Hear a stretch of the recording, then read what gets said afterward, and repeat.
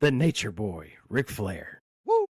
So we're back at the hotel, same hotel I worked at during the Senior Bowl. Monday Night Raw was happening over at the Civic Center at the time on a Monday night. And once again, late night phone call. I answered the phone, and we were literally just like Cody. It was a couple of minutes from close.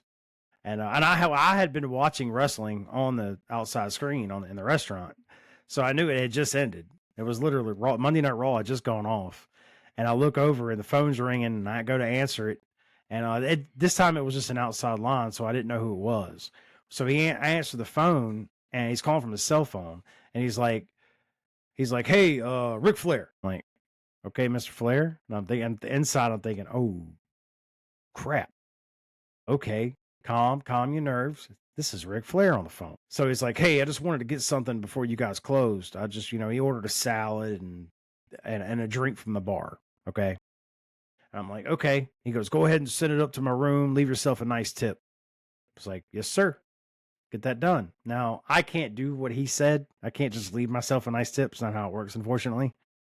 But so I go back and I print the check or whatever, and the cooks are making the salad and whatever else went in it. I head downstairs. It's been a couple of minutes. I head downstairs to the bar to get his drink.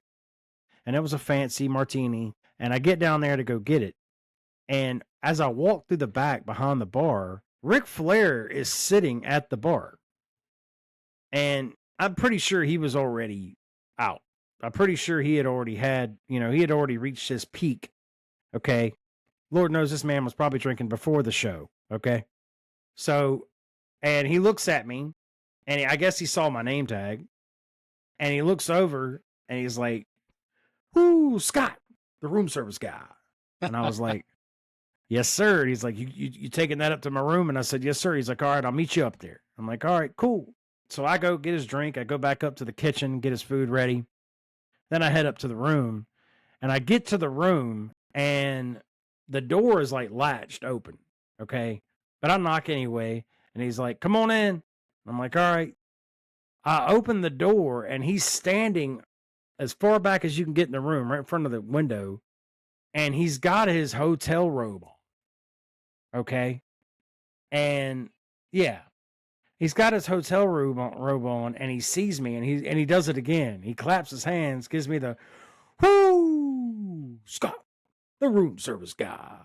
And he claps his hands and then he does the Flair walk, like right towards me. And I'm like, I don't know what to do right now. I don't know. I don't know what's about to happen. I'm standing there with the tray in my hand, fear for my life here. Yeah. Cause I'm going to get chopped. Right. Woo! Yeah. It's about to go down. And I kind of want him to, I kind of want this to happen, Yeah.